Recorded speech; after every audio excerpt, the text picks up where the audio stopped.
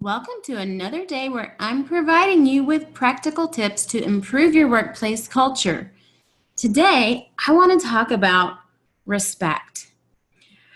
Research shows that respect is more important. It ranks higher than things like job security, income, and career opportunities. So respect is pretty important. What I have found is that respect motivates men, while love often motivates women. This is true in marriage relationships, father-daughter relationships, mother-son relationships, and even coworker relationships and leader-follower relationships. Igric asked 7,000 people, when you're in a conflict, how do you feel? Do you feel unloved or disrespected? And what he found was that 83% of men felt disrespected and 72% of women felt unloved. And this actually goes back to scripture, because in Ephesians 5:33, the Bible tells husbands to love their wives and tells wives to love their husband. So it's really interesting that that was specific enough to say, husband, love the wife. Wife, respect the husband. So there's a lot to this. And if you think about it for yourself, if you're a man and you're in a conflict, how do you feel? If you're a woman and you're in a conflict, how do you feel? Maybe this plays out for you as well. Obviously, because it wasn't 100%, people have different feelings. And so it could go different ways. But to see this majority of men show that they're disrespected when there's a conflict, and women show that they're unloved in a conflict, there's some truth to that, right? So I want to talk about respect in the workplace and how this can help our company culture. Okay.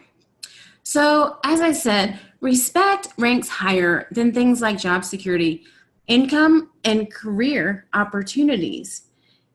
In a list of 19 items, researchers asked over 900 people to rank these based on what they perceived to be important. And it was interesting to see that the top 10 were basically about respect. So the first one was working on interesting tasks on the job. The second one was working for a supervisor who treats me with respect. So think about that. If you are a manager, a leader, a supervisor, a team lead, do you treat your people with respect? The third item was being able to work independently. The fourth one was working for a supervisor who appreciates my work. And if we skip down to number 10, it shows working with colleagues who appreciate my work as well. So, do we appreciate each other in the workplace? Not necessarily a leader-follower relationship, but just an equal coworker type relationship. Are we respecting one another? Richard Hicks wrote a book where he talks about respectful pluralism. And in his book, he basically examines the United States of America with India and Singapore, specifically looking at different religions, because all three have many different religions these days. And so if you just zone in on the one concept of religion in the workplace, then we can start to think about how do we respect others if they have a different religion than I do. And Hicks says that we can do this as long as whatever the difference is isn't harmful or threatening to the greater society.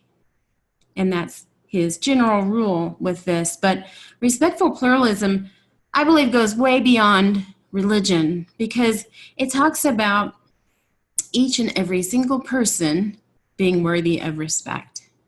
And I want to challenge you today Think about your relationships.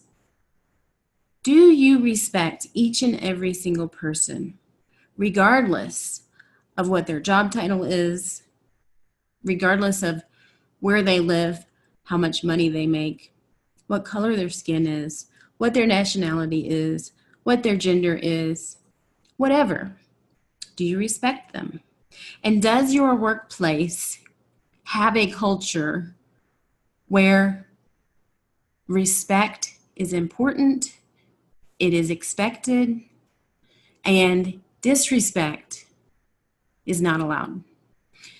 So I want you to take a look at the top 10 items on the list and think through each one of these. Working on interesting tasks on the job. Do your employees have interesting work? As a supervisor or a leader, we can give them interesting work. We can at least give them work that they know matters.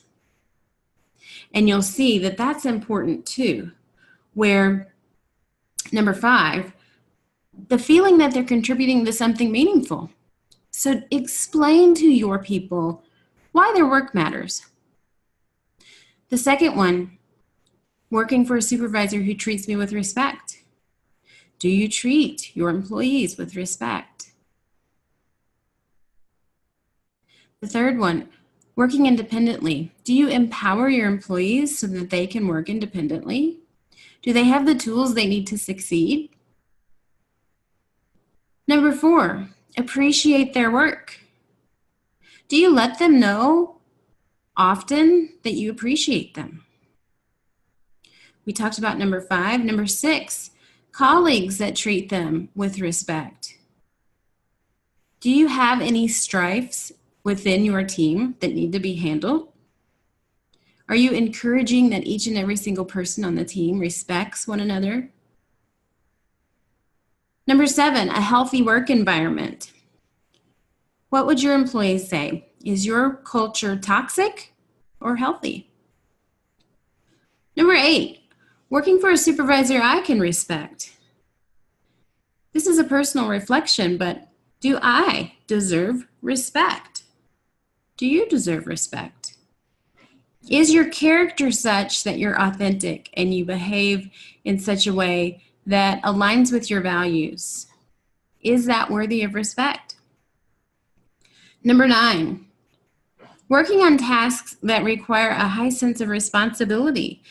So giving your employees meaningful work, interesting work, work that matters, work that challenges them, work that can give them this responsibility.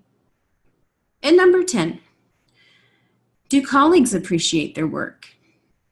Are you building a culture where colleagues recognize the work of other people and they say thank you or good job? And there's 20 items on this list, but these are just the top 10. I think this is enough to work on for now. If you'd like to work on the rest, give me a call. Reach out to me at drdebordine.com. On the contact page, I'd love to help you bring some more respect into your company culture. Have a great day.